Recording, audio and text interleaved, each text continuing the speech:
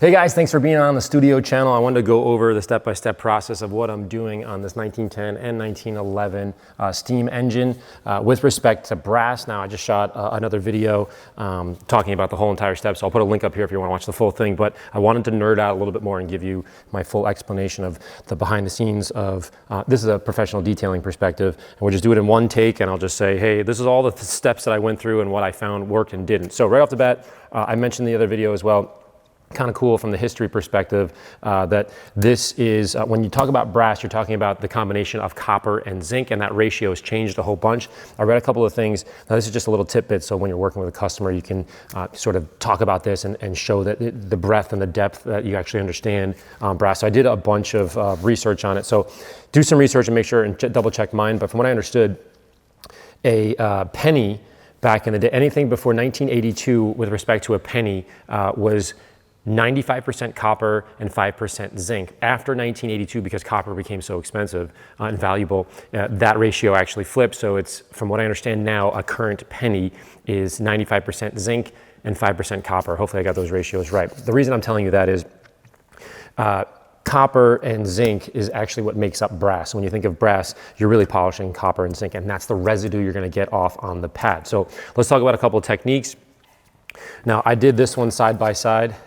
And now you can see this one right here is a little bit better, but you really do have to make sure you're allocating enough time and you're charging the customer appropriately if you're going to be doing this. Because if you want to do this properly, meaning we're just doing a quick cleanup, I only have a certain amount of hours here. There's no like, oh, we got to get it out in 5 minutes. Like we legitimately, there's a truck coming at 4 o'clock. So I'm doing the best I can to clean this up that the owner of the car wants to do and sort of love on the car, et cetera, et cetera. So if we were doing a full one, a full detail, you'd have to take off every single one of these bolts, and you're talking probably 2 to 3 days just to do this headlight properly. So if you're gonna do that, my point being, make sure you charge appropriately. So one of the cool techniques that I found out from Kevin is to use a glove, and this is a cotton glove. Put your latex underneath, put a cotton glove on there, and then pour I'm using Barkeeper's Friend.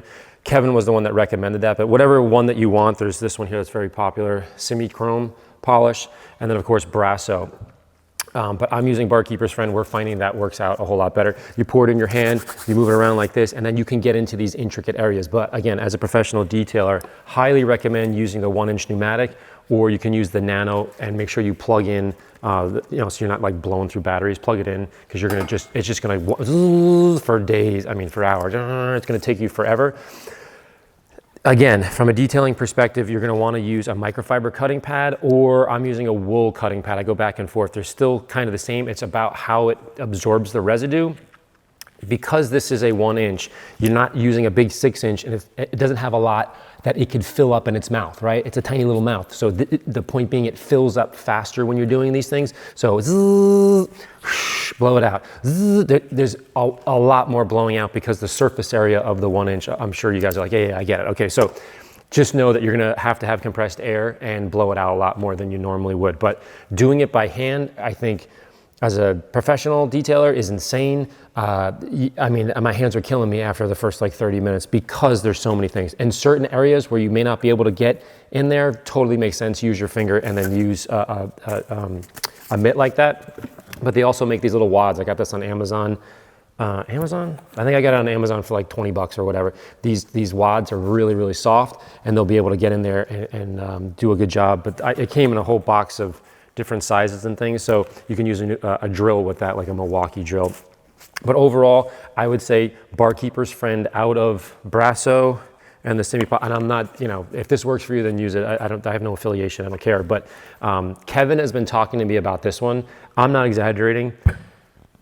10 years, and I was like, Barkeeper's Friend. How often do I get like the most ridiculously rare cars in here? Not often. And so then I went to the store, and I got this at Home Depot, by the way, so it's like readily available. This one I couldn't get at Home Depot. I had to order online, and I got Brasso at Home Depot. But they also talk about the difference between the powder and the cream. I think the powder is maybe a little bit more abrasive, but maybe I could be wrong on that one. I haven't opened this one yet, because this one is the liquid, meaning like the polished looking one, is kicking butt right now. But the point being, use either microfiber or wool pad. Use a machine, because you'll go nuts. I did a bigger area back there, and I used a 3-inch, which is somewhere around here. I used a 3-inch pad, and it absolutely gets, here it is. It absolutely gets mangled when you're done. And if you catch an edge, see how it flopped open right there? So you're gonna do a lot of blowing out, and know that you're gonna go through a bunch of pads. So the bottom line is this, barkeeper's friend, try to use a machine, the smaller the better, and in the bigger areas, use the bigger one because it's gonna absorb a lot more residue. But the point I'm trying to get across here, if you're doing it professionally, which is what the studio channel is all about, if you're doing it professionally, you have to charge appropriately. I mischarged on this wildly because I haven't really done it. I've done it like years ago, but I was just like, yeah, don't worry about it, bring it in.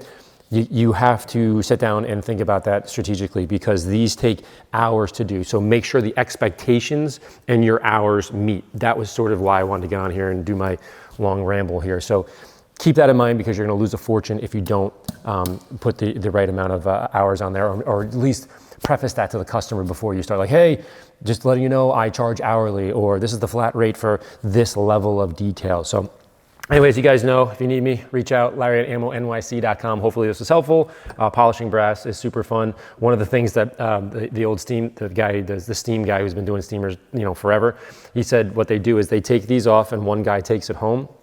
And you watch an entire football game, 4 hours, 5 hours, whatever it is, and you sit there with a towel on your lap, and they literally just do it by hand. And I was like, wow, that sounds awful. But if you have a machine, definitely use a machine. Thanks for watching, guys. I'll see you later.